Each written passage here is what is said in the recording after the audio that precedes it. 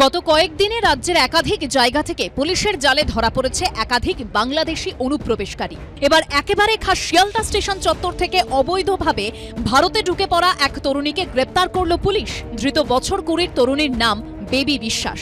তবে পুলিশের চিন্তা বাড়িয়েছে ধৃত অনুপ্রবেশকারীর বারবার বয়ান বদল।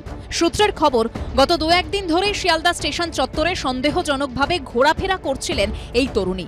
শনিবার একইভাবে তাকে এনআরএস হাসপাতাল চত্বরের পাশে ঘোরাফেরা করতে দেখেন পুলিশ কর্মীরা। তারপরই তাকে প্রথমে আটক করা হয়। তাকে জিজ্ঞাসাবাদের পর পুলিশ যেটা জানতে পারে যে তার কাছে বাংলাদেশ থেকে ভারতে আসার কোনো বৈধ নথিপত্র নেই। একেবারে বসিরহাট হয়ে সে কিন্তু প্রবেশ করেছিল বাংলাদেশ থেকে ভারতবর্ষে। তারপরে সেখান থেকে সে মুম্বাইয়ে চলে যায় এবং পরবর্তী ক্ষেত্রে মুম্বাইয়ে 3 মাস পরিচারিকার কাজ করার পর আবারও সে কলকাতায় ফেরত আসে। সূত্রের দাবি, ধৃতের বাড়ি বাংলাদেশের বরিশাল জেলার পাথরঘাটা থানার নাচনপাড়া মল্লিকখালী গ্রামে। তার বাবার নাম আলমগীর খান।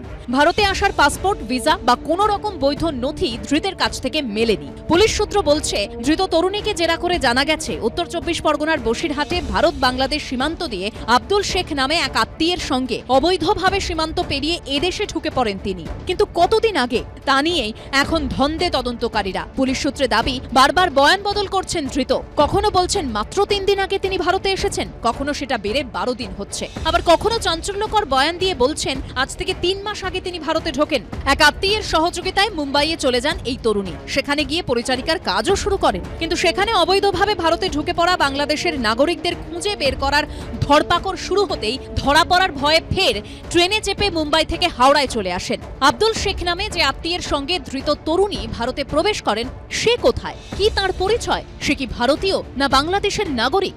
এসব প্রশ্নের মাঝে আবার 2 অনুপ্রবেশকারীকে গ্রেপ্তার করেছে নদিয়ার কল্যাণী থানার পুলিশ। সূত্রের খবর, কল্যাণীর অনুকূল মোড় এলাকায় এক আত্মীয়ের বাড়িতে লুকিয়েছিলেন সোহাগ মীর ও প্রণয় জয়ধর নামে বাংলাদেশের 2 নাগরিক।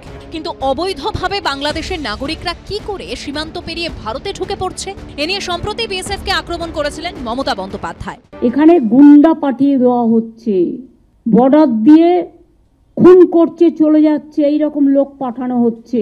এটা বিএসএফ এর অনেক ভেতরকার কাজ। এর মধ্যে কেন্দ্রীয় সরকারের একটা ব্লুপ্রিন্ট আছে। এরপর শনিবার কড়া সমালোচনা করে মুখ্যমন্ত্রীকে 5 পাতার খোলা চিঠি লিখেছেন বিরোধী দলনেতা। তিনি লিখেছেন, যখন একজন নাগরিক, বিশেষ করে একজন জনপ্রতিনিধি এবং একজন মুখ্যমন্ত্রী এই ধরনের অভিযোগ তোলেন, তখন তা তাঁদের মনোবলকে দুর্বল করে দেয়।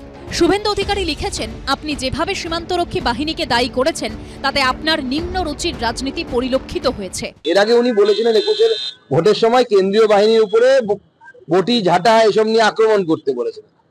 এই প্রথম ভারতবর্ষে। দুর্ভাগ্যের বিষয়, পশ্চিমবঙ্গ তথা বাংলা একসময় জাতীয়তাবাদের উৎস কেন্দ্র ছিল, সেই বাংলা থেকে এখন ভারতবর্ষের আধা সামরিক বাহিনীর উপরে লাঞ্ছন লাগানো হচ্ছে, আধা সামরিক বাহিনীকে টার্গেট করা হচ্ছে। সীমান্তটায় তো বিএসএফ রয়েছে, কেন্দ্রের বিএসএফ রয়েছে, তো কলকাতায় আসার পর পুলিশ ধরছে, তো কলকাতা অব্দি এলো কি করে? তাহলে তো পুলিশের ক্ষেত্রে তো এটা ভালো কাজ, আর বিএসএফ এর ক্ষেত্রে আরো একটা ফেলিওর। অন্যদিকে বাংলাদেশের অনুপ্রবেশকারীদের চিহ্নিত করার কাজ অব্যাহত রয়েছে দিল্লিতেও। এদিনও 2 শিশু, 1 মহিলা সহ 5 জন বাংলাদেশের নাগরিককে ফেরত পাঠানো হয়েছে। ব্রতদীপ ভট্টাচার্য, হিন্দোল দে এবং সত্যজিৎ বৈদ্যর রিপোর্ট, এবিপি আনন্দ।